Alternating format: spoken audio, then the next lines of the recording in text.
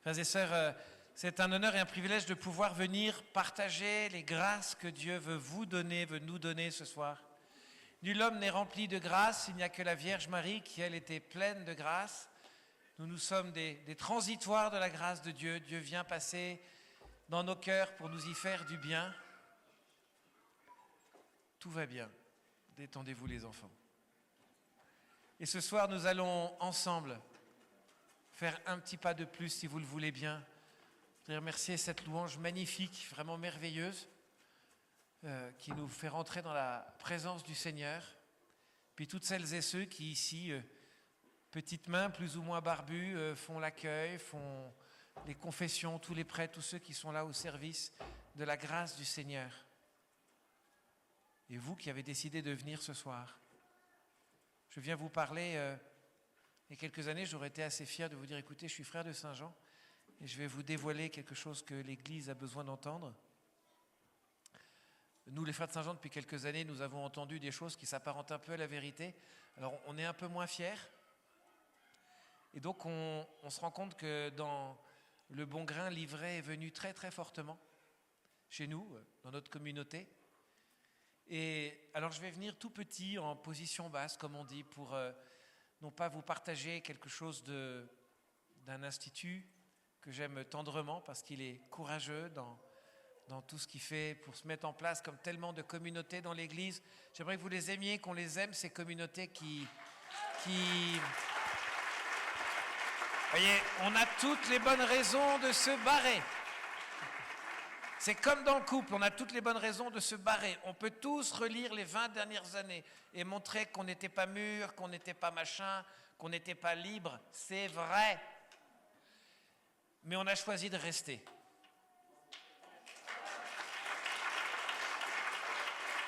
Enfin, dites-le à votre femme, hein, ça rassurez-la, hein, c'est pour vous aussi. Ça marche dans le couple. Et nous avons cette mission tous, d'être des pauvres, des appauvris qui avons tellement reçu, d'être parfois partis dans des très mauvaises directions, de l'entendre dans notre vie, vous et moi, dans l'Église aussi, et de se mettre à genoux et de dire, écoutez, ça va pas, et s'il y a des choses qu'on a apprises qui sont mauvaises, eh bien qu'on les transforme. Si on a osé se permettre d'aller contre la parole de Dieu en mettant des personnes humaines plus hautes que d'autres, en disant, ah, tel père, telle sœur, telle révérende mère, là on est sûr que c'est bon, et bien là maintenant on sait qu'on est sûr qu'on se plante. Mais si on dit, ah, le Seigneur Jésus est passé par un pauvre type, une pauvre femme qui est vierge religieuse, qu'elle a pu, là, ça sent le plan du Seigneur. Alors, frères et sœurs, si vous arrivez à Notre-Dame-du-Lot un peu boiteux de votre existence, un tantinet covidé sur la gauche, avec des machins, vous êtes les bonnes personnes pour la grâce de Dieu, donc détendez-vous. Et ce soir, j'aimerais vous parler d'un pas détendu du tout.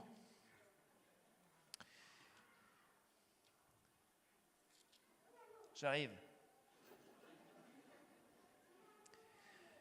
Le soir venu,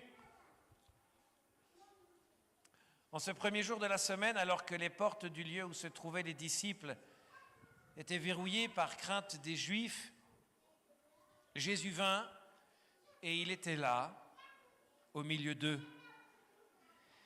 Il leur dit, « La paix soit avec vous. » Après cette parole, il leur montra ses mains et son côté. Les disciples furent remplis de joie en voyant le Seigneur. Et Jésus leur dit de nouveau, « La paix soit avec vous. » C'est pour les sourds. Oui. De même que le Père m'a envoyé, moi aussi je vous envoie. Ayant ainsi parlé, il souffla sur eux et il leur dit, « Recevez l'Esprit Saint. À qui vous remettrez les péchés, ils seront remis. À qui vous maintiendrez ces péchés, ils seront maintenus. » Or, l'un des 12, Thomas, appelé Didyme, c'est-à-dire jumeau, n'était pas avec eux quand Jésus était venu. Et les autres disciples lui disaient, « Nous avons vu le Seigneur. » Mais il leur déclara, « Si je ne vois pas dans ses mains la marque des trous, des clous, si je ne mets pas mon doigt dans la marque des clous, si je ne mets pas la main dans son côté, non, je ne croirai pas. » Et 8 jours plus tard, les disciples se trouvent de nouveau dans la maison et Thomas était avec eux. Jésus vient, alors que les portes étaient verrouillées. Il était là, au milieu d'eux. et il dit, la paix soit avec vous. Puis il dit à Thomas, avance ton doigt ici et vois mes mains. Avance ta main et mets-la dans mon côté. Cesse d'être incrédule. Sois croyant. Alors Thomas lui dit, mon Seigneur et mon Dieu. Jésus lui dit, parce que tu m'as vu, tu crois. Heureux ceux qui croient sans avoir vu. Frères et sœurs, Thomas est un homme qui a du bon sens. C'est un homme qui réfléchit, et quand on lui dit que quelqu'un qui est mort est ressuscité, est venu les voir, il met en cause, il met en doute, c'est difficile pour lui. Il en a vu tellement des trucs. Il a vu tellement de choses que Jésus a faites. Mais il a vu tout cela s'effondrer en un rien de temps. Pensez à ces familles qui ont explosé comme ça. Familles religieuses, ces morceaux d'église, poum, un coup de vent, un scandale, plus rien. Qu'à un moment il dit, moi je veux voir, je veux sentir si c'est de Dieu. Il a une sorte de bon sens et en même temps il manque de foi, c'est vrai. Il manque de foi, mais il a ça. Et Jésus vient lui faire une réponse absolument incroyable. Touche, viens toucher mon corps. Viens mettre ta main dans mon côté. Viens mettre ton corps dans mon corps. Si tu veux me rejoindre, viens mettre ton corps dans mon corps. Le corps que Jésus a donné sur la croix, c'est un corps qui est humilié, outragé, percé, blessé, tué. C'est chacune et chacun parmi nous, avec ce que nous sommes et tout ce que nous avons vécu. Chaque coup de flagellation de Jésus, c'était pour toi, Michel, Gilbert, Ursuline, Brian, Johan, Beverly, même les Beverly. C'est dire.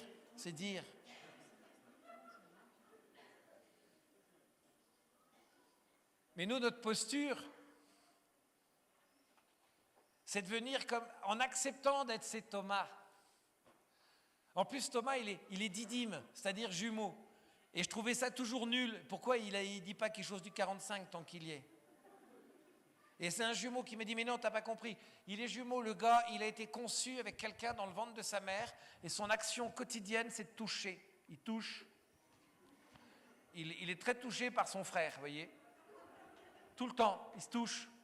Donc ça fait partie, vous savez, ça fait partie de ces gens physiques, touchy, qui ne peuvent pas vous parler sans vous tâter. Et toi, tu as envie de serrer la main avec le pied 1 mètre plus loin, mais tu dois faire avec. Alors tu te débrouilles. Et pourtant, mais Jésus, qu'est-ce qu'il a fait? Il sait que ce Thomas, il a besoin de ça. Nous, on a souvent appris dans l'église et dans nos bonnes familles à ne pas écouter qui nous sommes. Non, on n'écoute pas trop ta sensibilité, c'est moche. Mais c'est tellement faux. Évidemment, si on fait qu'écouter notre sensibilité, notre vie est une dégringolade. Mais on a pu, parfois pour les plus anciens parmi nous, être éduqués à la mettre de côté. Sauf que Jésus, il ne veut pas qu'on mette de côté notre sensibilité. Il veut que notre sensibilité vienne dans son corps.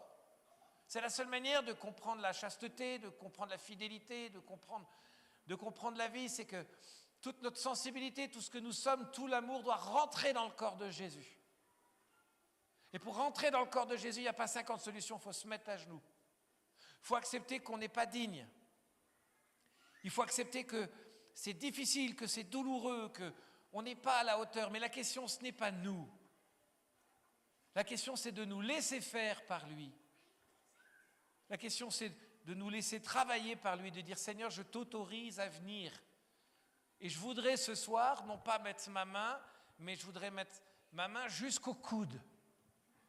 Remonter par le côté ouvert, la blessure du cœur, puis toucher ton intelligence.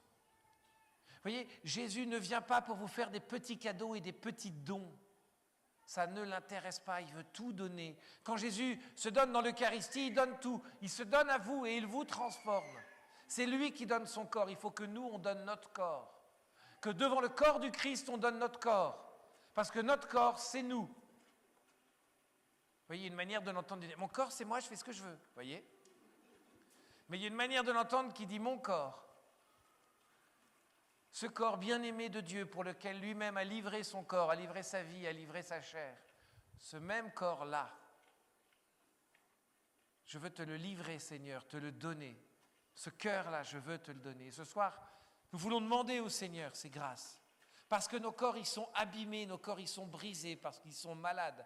Ils sont naturels, en plus, ils sont mortels. On sait qu'à la fin, on va canner, on va crever. On le sait. Mais sauf qu'on a ce cadeau de l'espérance.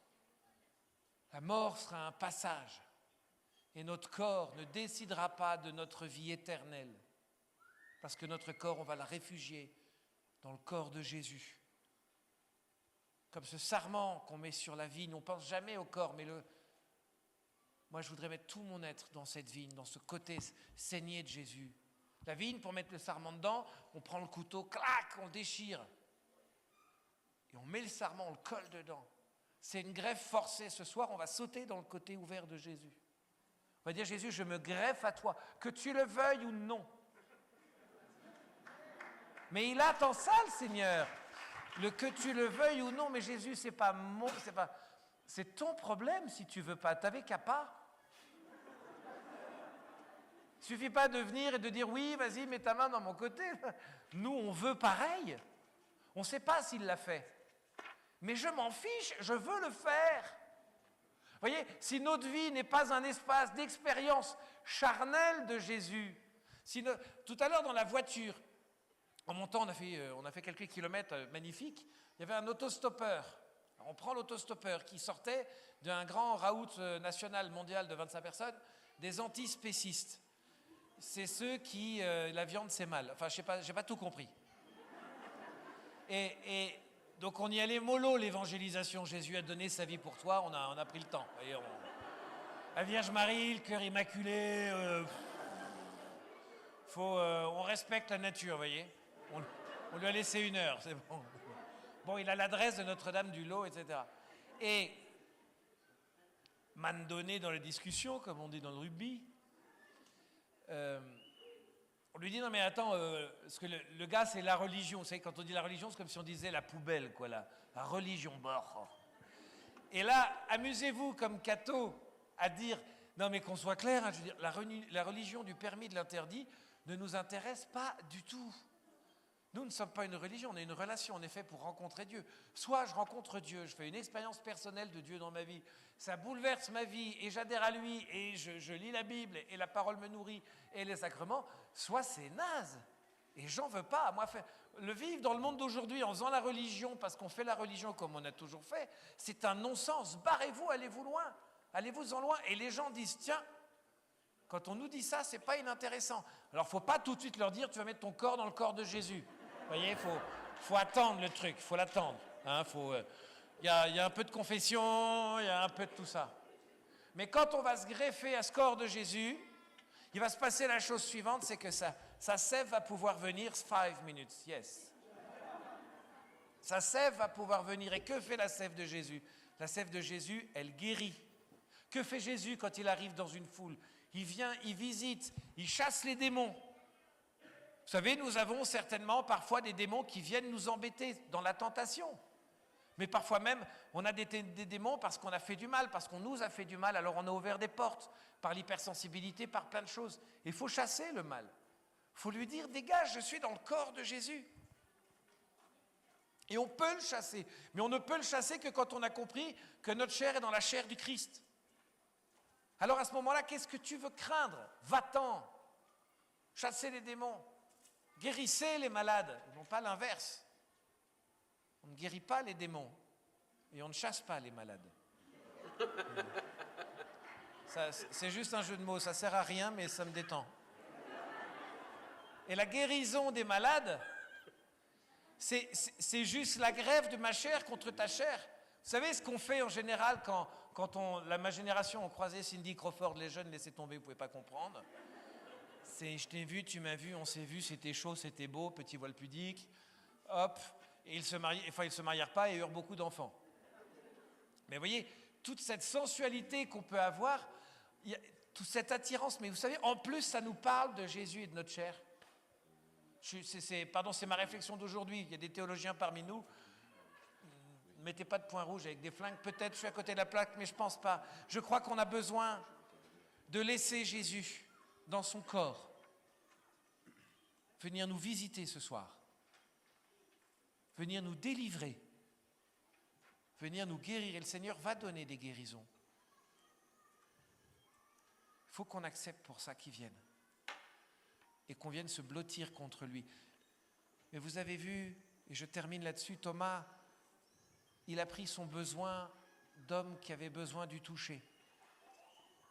Pas très ajusté avec son manque de foi. Ce soir, peut-être que vous pourriez prendre votre caractère de cochon, votre manque de foi, de pureté, peut-être votre petite malhonnêteté, peut-être cette manière habituelle que vous avez de dire que votre belle-fille est une peste, ou votre belle-mère, ou ça marche dans tous les sens. Peut-être vous pourriez prendre cette difficulté à obéir pour enfin pouvoir vous approcher de Jésus, parce que Jésus a proposé son côté ouvert à celui qui en avait besoin. Si vous n'acceptez pas d'en avoir besoin, ce côté ouvert n'est pas pour vous. Mais si vous arrivez à genoux devant Jésus en disant « Seigneur, voilà mon côté, voilà tout ce qui doit rentrer dans ton côté ouvert », alors il pourra le faire. Frères et sœurs, ce soir, laissons Jésus dans son corps et dans son sang, dans l'Eucharistie, Dieu lui-même, venir ici. Accueillons-le personnellement. Collons notre corps dans son corps, notre chair dans sa chair. Amen.